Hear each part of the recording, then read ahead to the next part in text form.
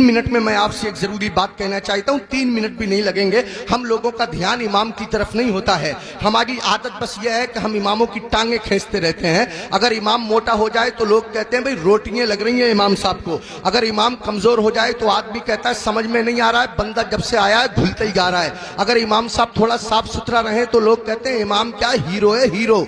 अगर इमाम साहब थोड़े मैले कुचैले सुस्त टाइप के हो तो लोग कहते हैं इतना मैला आदमी है, उसके बराबर में बैठने को तबीयत भी नहीं करती है। अब मेरे भाई बताइए इमाम क्या करेगा? मोटा हो जाए तो परेशानी, पतला हो जाए तो परेशानी, साफ सुथरा रहे तो परेशानी, महिला कुचैला रहे तो परेशानी। लोग इमामों की तनख्वाह पे ध्यान नहीं देते। इमाम जितना आपका ख्याल रखता है आपकी बीबी भी उतना आपका ख्याल नहीं रख सकती। रात के 12 बजे आप मस्जिद के इमाम को उठाइएगा, हजरत बच्चा रो रहा है दम कर दीजिए। कभी इमाम साहब खिसियाते नहीं, नाराज नहीं होते। इमाम साहब दरवाजा खोलते हैं, सर्दी में वुजू करते, आपके बच्चे पे दम करते हैं। अब रात के 12 बजे जरा बीबी को उठाइएगा, सर पकड़ के कहेगी मेरे तो नसीब ही फूट गए, जब से इस घर में आई हूं ना दिन में आराम है ना रात को नींद है। अजीब अजीब से हालात हैं। आप गौर कीजिए, एक घर का खर्चा कम से कम मामूली 15,000 से 20-25 हजार के दरमियान होता है महीने का खर्चा। इस महंगाई के दौर में मामूली दरमियानी खर्चा, और अगर इससे ज्यादा आप करेंगे तो उसकी कोई हद नहीं है। कभी आपने ध्यान फरमाया, कभी आपने तवज्जो दी? ये 3,000 की तनख्वाह हमारे इमाम साहब की, ये 4,000 की तनख्वाह हमारे इमाम साहब की, ये 5,000 की तनख्वाह हमारे इमाम साहब की, बहुत ज्यादा बड़े शहरों में 10,000 की तनख्वाह हमारे इमाम साहब की। आपने तवज्जो फरमाई, ध्यान दिया कि इमाम का गुजारा कैसे होता होगा? उसके बच्चों की दवाएं कहां से आती होंगी? उसके घर के अखराजात कहां से पूरे होते होंगे? जो आदमी 15-20 हजार रुपया महीना कमाता है, अगर कोई बड़ा काम आ जाए तो उसको भी कर्जा लेने की जरूरत पड़ जाती है। तो मुझे बताइए कि फिर ये इमाम जो 4,000-5,000 में महीना भर 24 घंटे की ड्यूटी देता है, इस इमाम का गुजारा कैसे हो रहा होगा? आप जरा सोचिए, इस पे ध्यान दीजिए, तवज्जो फरमाइए। वक्त नहीं है मेरे पास बात करने का, बातें बहुत ज्यादा हैं। इमाम लोगों के लिए मेरे दिल में बड़ी मोहब्बत है, बड़ी अहमियत है। गांव गांव बस्ती बस्ती जाता हूं जलसों के हवाले से, इमामों के हालात देखता हूं, मेरा दिल रोता है, आंखों में आंसू आ जाते हैं। इमामों की लोगों ने वो हालत बना दी है। एक आखिरी बात कहता हूं, बात खत्म करता हूं। लोग इमामों पे बहुत ज्यादा नुक्ताचीनी करते हैं। पाजामा देखो इमाम साहब का, आंखों का सुरमा देखो इमाम साहब का, बाल देखो इमाम साहब के, टोपी देखो टेढ़ी है टेढ़ी। इमाम साहब आते हो तो लोग कहते हैं ध्यान दियो, देख लियो, गौर करियो, इमाम साहब सलाम करेंगे या नहीं करेंगे? अरे ये तेरा गुलाम थोड़ी है, तेरी मस्जिद का इमाम है। होना तो ये चाहिए था कि मेरा इमाम अगर मेरे सामने से गुजर जाए, मैं अगर बैठा होता तो हाथ बांध करके खड़ा हो जाता और अपनी मस्जिद के इमाम को मैं सलाम पेश करता। ये मेरा हक था, ये मुक्तदी होने का हक था। हम अगर एक हफ्ता भी मस्जिद में ना जाएं और अगर इमाम साहब पूछ लें तो हम नाराज हो जाते हैं। इमाम साहब पूछ लें भाई फजर में नहीं आए, कहां थे, तो हम नाराज होते हैं। इमाम ने मेरी बेइज्जती कर दी, 4 लोगों के बीच रुस्वा कर दिया। इमाम साहब अगर एक टाइम ना रहे तो ऐसे लोग जो जुमे की जुमे जाते हैं वो हंगामा मचा देते हैं। इमाम के बच्चे नहीं है, इमाम की रिश्तेदारी नहीं है, इमाम की ससुराल नहीं है, इमाम की ददियाल नहीं है, इमाम की ननिहाल नहीं है, इमाम का कौन नहीं है? इमाम के चचा भी है, इमाम के ताऊ भी है। इमाम मेरे तुम्हारे तरह आदमी है। मुझे बताओ, कहीं कोई मर जाएगा तो इमाम को जाना पड़ेगा या नहीं जाना पड़ेगा? कहीं कोई पैदा होगा तो इमाम को जाना पड़ेगा या नहीं जाना पड़ेगा? कहीं किसी को तकलीफ है, कहीं किसी की तबीयत अच्छी है, कहीं किसी की खराब है, 1000 जिम्मेदारी इमाम के साथ होती है। अगर 1-2 दिन इमाम गैर हाजिर रह जाए तो लोग बेवजह उसका हिसाब करने पे तुल जाते हैं और फिर इमाम के पीछे हाथ धो के पड़ जाते हैं। होना यह चाहिए, 2 इमाम होने चाहिए मस्जिद में, एक इमाम होना चाहिए, एक नाइब इमाम होना चाहिए। इमाम साहब अगर काम से चले जाएं तो नाइब इमाम उनका काम अंजाम दे सके। इमामों की तनख्वाह बढ़ाओ। अब एकदम तो बढ़ा नहीं सकते, मैं एक तरकीब बताता हूं और फिर हजरत मुफ्ती साहब को आवाज देता हूं। तरकीब यह है कि जब जुमे के दिन इमाम साहब खुतबा पढ़ते हैं, मतलब तकरीर करते हैं या नात शरीफ पढ़ते हैं, मस्जिद में जितने लोग जाते हैं अगर सिर्फ 10-10 रुपए से इमाम साहब का मुसाफा कर देंगे तो कसम खुदा की आपके पास से 10 रुपए जाएंगे, मेरी मस्जिद के इमाम साहब के पास हजारों रुपए इकट्ठे हो जाएंगे। इमाम साहब के बच्चे खाएंगे, उनके दिल से दुआ निकलेगी।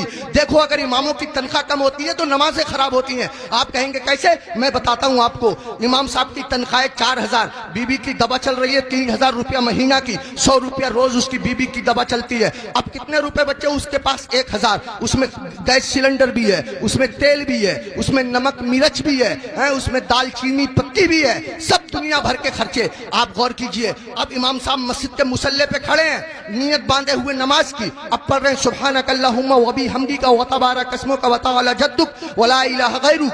अब सुबहाना जब खत्म हुआ तो इमाम साहब मन मन में सोच रहे हैं यार कोई मर भी तो नहीं रहा है, 40 में हो जाता, कुछ रुपए मिलते, खर्चा चल जाता, यार किसी की शादी भी तो नहीं हो रही है, निकाह पढ़ाने के लिए मिल जाता। इमाम साहब खड़े हैं मुसल्ले पे, सोच रहे हैं, पढ़ रहे हैं 40 माह, खड़े हैं मुसल्ले पे, पढ़ा रहे हैं निकाह। कसम खुदा की अगर तुम लोगों ने अपने इमाम की तनख्वाहें माकूल रखी होती तो तुम्हारा इमाम जहां होता इमाम की नीयत भी वही होती, तुम्हारा इमाम जहां होता इमाम का दिल भी वही होता, तुम्हारा इमाम जहां होता इमाम का ख्याल भी वही होता। इमामों की तनख्वाहें बढ़ाओ, मिला करो, हर हफ्ते मामूल बना लो। जब तुम कमाते हो, हजारों कमाते हो, मामूल बना लो कि हर महीने मैं इमाम साहब को गौसे आजम की तरफ से 11 रुपए दूंगा या 1100 रुपए दूंगा या 500 रुपए दूंगा। महीने में तुमको तनख्वाह मिले 10,000, महीने में तुमको तनख्वाह मिले 15,000, 8,000, 8,000 में से 100 रुपए चुपके से जाओ इमाम साहब से मुसाफा करके आ जाओ। अगर बस्ती में 100 घर है, सबके सब 100-100 रुपए से मुसाफा करेंगे, हिसाब जोड़ आप लेना रुपए कितने हो जाएंगे, इमाम साहब का काम हो जाएगा। मैं कहना ये चाहता हूं, इतना बड़ा इमाम, कभी तुमने सोचा तुम लोग अपने बिस्तर पे सोते रहते हो फजर की नमाज के वक्त, तुम्हारा इमाम तुम्हारी बस्ती की मस्जिद के मुसल्ले पे बैठ के तुम्हारे लिए दुआ कर रहा होता है, या अल्लाह मेरी बस्ती पे करम फरमा, या अल्लाह इस बस्ती पे रहम फरमा, लोगों के कारोबार में बरकत अता फरमा, इज्जत की हिफाजत फरमा, दौलत की हिफाजत फरमा, आबरू की हिफाजत फरमा। और तुम उसी इमाम के पीछे पड़े रहते हो जो तुम्हारे लिए दुआएं करता रहता है। एक आदमी पड़ा रहता था बहुत इमाम के पीछे, एक दिन पकड़ लिया इमाम साहब ने, अबे फजर की नमाज पढ़ी है? बोला बिल्कुल पढ़ी है। इमाम साहब बोले क्या रकअतें पढ़ी है? बोला 10। का फजर में 10 हो गए रे? कह रहा चलो 15 मान लो। इमाम साहब बोले 15 होती फजर में? कह रहा चलो 20 मान लो। इमाम साहब बोले पिट जाएगा, दिमाग खराब मत कर। मुंह लटकाया हुआ घर गया, बीबी बोली कैसे मुंह लटकाए फिर रहे हो? कहने लगा रे इमाम साहब ने पकड़ लिया, बोले फजर पढ़ी है? मैंने पढ़ी है। उन्होंने रकअतें पूछ ली, मैंने 10 बताई, 15 बताई, 20 बताई, 25 तक पहुंच गया, मगर इतना है कड़े इमाम है वो भी माने ही नहीं है। तो बीबी कह रही है तुम भी तो पागलों जैसी बातें करो, 4 बता देते 4।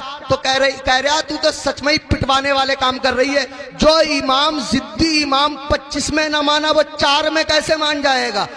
25 में माना नहीं, 4 में मान जाएगा। पिटवाने वाले काम कर रही है। इमामों के करीब आओ, इमामों का ख्याल रखो। जब खाना खाने बैठा करो इमाम को फोन कर लिया करो, हजरत खाना खाया नहीं खाया, आया नहीं आया, अगर आया तो क्या आया। अगर तुम्हारे घर कोई अच्छी चीज बना करे इमाम को पहुंचा दिया करो, इमाम का ख्याल रखा करो। बाल काटने की दुकान है, इमाम से बाल तरशवाने के पैसे मत लिया करो। कपड़े सिलने की दुकान है, इमाम के कपड़े फ्री सिल दिया करो। पूरी बस्ती का एक इमाम है, क्या नहीं हो सकता? मुश्किल काम नहीं है, मुश्किल काम नहीं है। एक इमाम के साथ अगर ये रियायत की जाए, कोशिश करो अपनी मस्जिद के इमामों को हज कराओ, उम्रे के लिए भेजो, सब मिलकर के कोशिश करो तो कोई कर रहा काम नहीं है। मैंने बहुत कीमती वक्त ले लिया, आपसे भी मैं माफी चाहता हूं और मुफ्ती साहब से भी मैं माफी चाहता हूं। मिंबर शरीफ पे बैठे हुए तमाम लोगों से मैं माफी चाहता हूं। मेरे दिल की तमन्ना थी, मेरी आरजू थी, इमामों के बड़े बुरे हालात लोगों ने बना दिए। यही वजह है हमारे 50% मौलवियों ने अपना कारोबार शुरू कर दिया, इमामतें छोड़ दी और इमामों के साथ ऐसे ही रवैया रहा तो कसम खुदा की तुम लोगों के बच्चों को अल्लाह और रसूल का नाम सिखाने वाले लोग मिलना मुश्किल हो जाएंगे।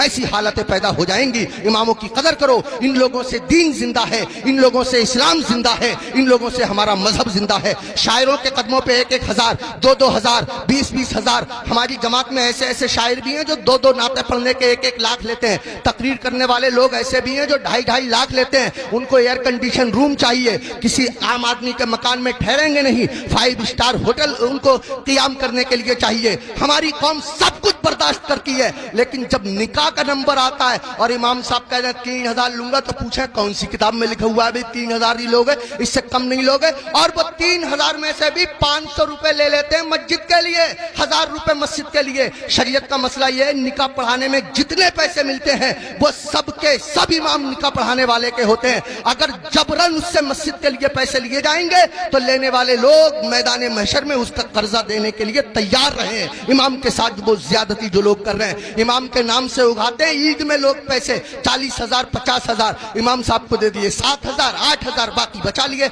अरे इमाम के नाम से उगाया इमाम को दो, मस्जिद में और काम है उसके नाम से कमाओ, उगाओ, इकट्ठे करो और मस्जिद में लगाओ। बहरहाल अल्लाह ताला माफ फरमाए, कोई भी शाखे तमन्ना हरी नहीं होगी, तेरे बगैर बसर जिंदगी नहीं होगी। जो दूसरों को अंधेरे में देखना चाहे उसी के घर में कभी रोशनी नहीं होगी। मैं ये नहीं कहता कि नात पढ़ने वालों को मत दो। मैं ये नहीं कहता कि तकरीर करने वालों को मत दो, अगर इनको देना बंद कर दोगे तो हम लोगों के बच्चे कैसे पलेंगे। मैं कहता हूं इनको भी दो, मगर इनके साथ साथ अपने इमाम का भी ख्याल रखो। ये तो हफ्ते में एक बार मिलेंगे, साल में एक बार जब जलसा होगा, सुबह को आप मेरा फोन लगाइएगा, 2 बजे तक हम फोन बंद करके सो जाएंगे। आपका इमाम तो तीजे में काम आता है, आपका इमाम तो 10वें में काम आता है, आपका इमाम तो 20वें में काम आता है, आपका इमाम तो 40वें में काम आता है, ये छमाई में बरसी में काम आता है। ये वो इमाम है जो तुम्हारे बाप का निकाह पढ़ाता है, तब आदमी जायज तरीके से पैदा होता है। अगर इसने बाप का निकाह ना पढ़ाया होता तो आदमी दुनिया में पैदा होने के बाद किसी को मुंह दिखाने के काबिल ना रहता।